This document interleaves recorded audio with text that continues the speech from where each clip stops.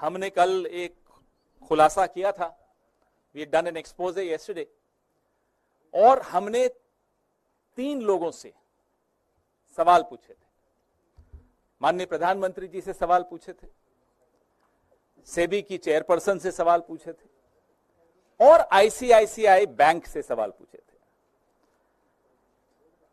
इनमें से कौन मोहरा है और कौन खिलाड़ी है मुझे नहीं मालूम, लेकिन एक मोहरे का जवाब आया, आईसीआईसीआई का जवाब आया। उस बारे में थोड़ी चर्चा कर लें, क्योंकि उस जवाब से और सवाल खड़े हो जाते हैं। उस जवाब ने हमारा काफी काम आसान कर दिया। इस पूरे घोटाले का एक परत और खुली इस जवाब से।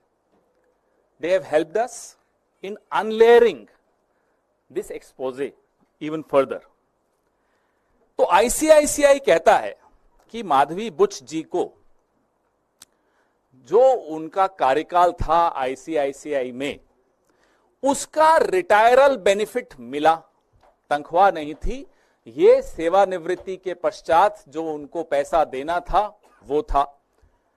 अब मैं अपने साथियों से कहूंगा कि वो टेबल खोलें, क्योंकि वो टेबल बहुत कुछ बताता है। इसको थोड़ा, आपको दिख रहा है ये टेबल अच्छी तरह? नहीं, यहां से पीछे दिख ही रहा। तो आप देखेंगे कि माधवी बुच जी आईसीआई से रिटायर हुई और उस वक्त उनको कुछ ग्रेच्युटी मिली। टेबल में आप देखिए 71,90,000 2013-14 में उनको ग्रेच्युटी मिली। उसके आगे लिखा हुआ है अलाउंस ग्रेच्युटी फंड। 2014-15 में 5,36,08,825 रुपए, ये हम मान लेते हैं 1 मिनट के लिए कि ये रिटायरमेंट कम्यूटेड जो पेंशन है ये उनको मिल गई। चलिए मान लिया। उसके बाद मुझे एक बात बताइए कि किसी भी व्यक्ति को रिटायरमेंट के पश्चात हर साल पेंशन का अमाउंट बदलता रहता है क्या? बीच में बंद हो जाता है क्या और फिर से शुरू हो जाता है क्या? कभी हुआ ऐसा? मैं बताता हूं कैसे हुआ। यहां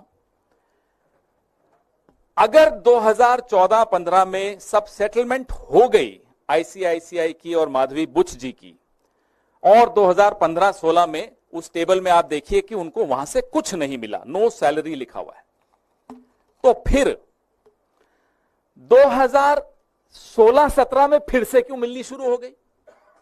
ये ऐसी कौन सी पेंशन है? सेटलमेंट हो गया, 5 करोड़ के लगभग आपने दे दिया, ग्रेच्युटी आपने दे दी, फिर आपने देना बंद कर दिया, लेकिन 16-17 में फिर से शुरू कर दिया। ये बड़ी चमत्कारिक पेंशन है, फिर से मिल गई। ना केवल इतना, अब मैं आपको इस टेबल पे फिर से देखने को कहूंगा। इस टेबल में आपको 2007 से लेकर और 2013-14 जब तक वो आईसीआईसीआई में थी, उनकी तनख्वाह दिखाता हूं। एवरेज अगर आप इसकी निकालेंगे, if you take out the average salary, annual salary of Madhavi P. Buch ji when she was in the ICICI between 2007-8 and 2013-14, the average comes out to be 130 lakhs, 1 crore 30 lakhs, 1 crore 30 lakh. और pension का average कितना है साल का? 2 करोड़ 77 लाख। कौन सी ऐसी नौकरी है जहां पेंशन तनख्वाह से ज्यादा है, डबल से ज्यादा? ये तो हमें मालूम ही नहीं था। ये तो कल आईसीआईसीआई के जवाब जब आए तो रिसर्च की। पेंशन से ज्यादा तनख्वाह होती है, हमने बचपन से सुना था। तनख्वाह से ज्यादा पेंशन न्यू इंडिया में आने लग गई। कुछ लोगों को मिलती है, उसके लिए आपको मोहरा बनना पड़ता है, उसके लिए आपको प्यादा बनना पड़ता है। हम इस बात का जवाब, आईसीआईसीआई से हमें कोई गुरेज नहीं है, वो दे दें, हमें कोई दिक्कत नहीं।